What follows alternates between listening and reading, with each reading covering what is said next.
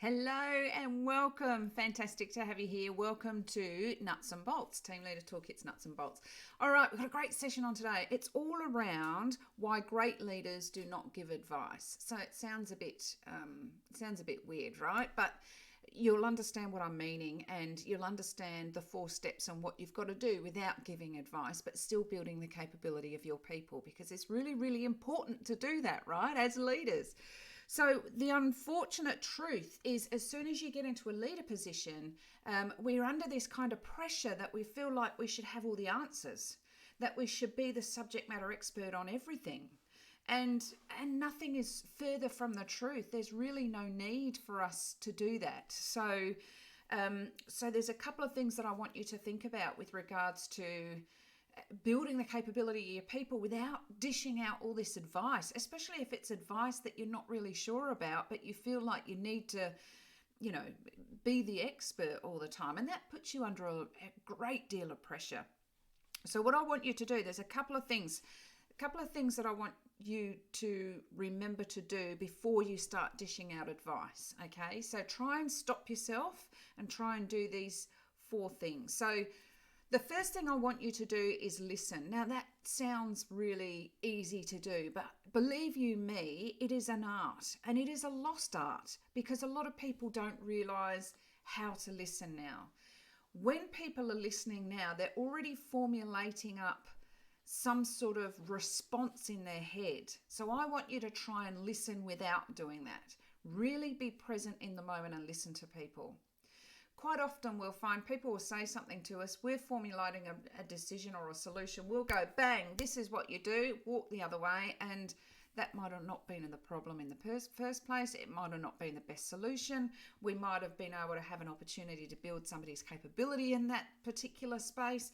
So, listen really, really clearly, and listen without the intent to reply. Okay, so it's having that authentic curiosity.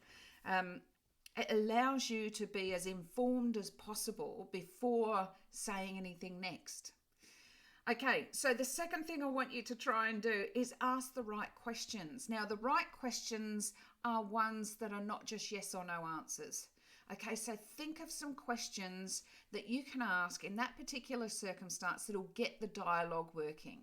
So what have you done already? What have we done in the past?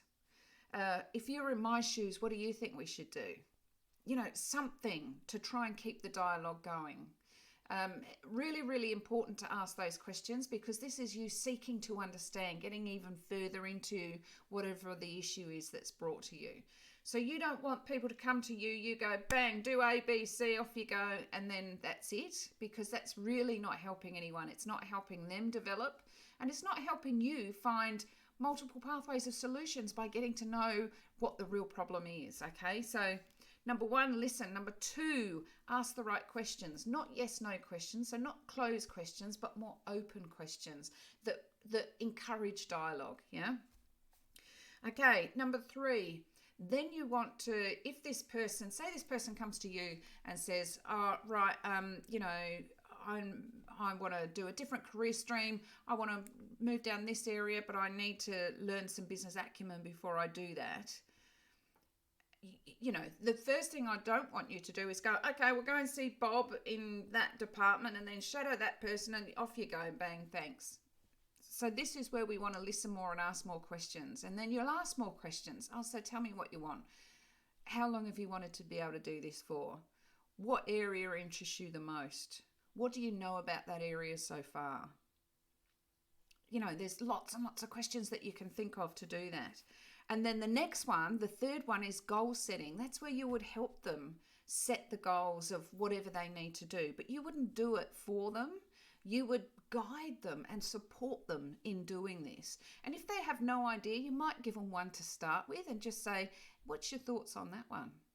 And then get that dialogue going again. Really, really important. And then the 4th thing is providing that feedback. So, Bob, you told me that you wanted to do this. We did some goal setting together. How are you going with that? Are you still interested in that area of the business?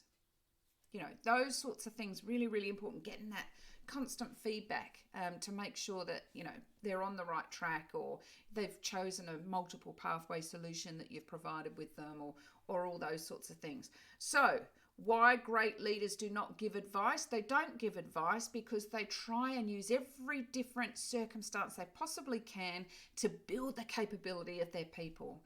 And that is to empower them to make decisions, to empower them to think for themselves, and not be scared if somebody is suddenly starting to get even better than they are.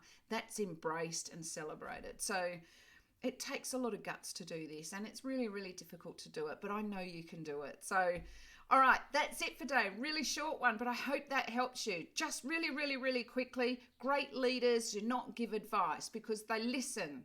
They ask the right questions. They help people goal set, and then they follow up. They're the 4 things you've got to think about doing. All right, brilliant. Have a great rest of the day. Enjoy your weekend, and I will see you next week. Cheers. Bye for now.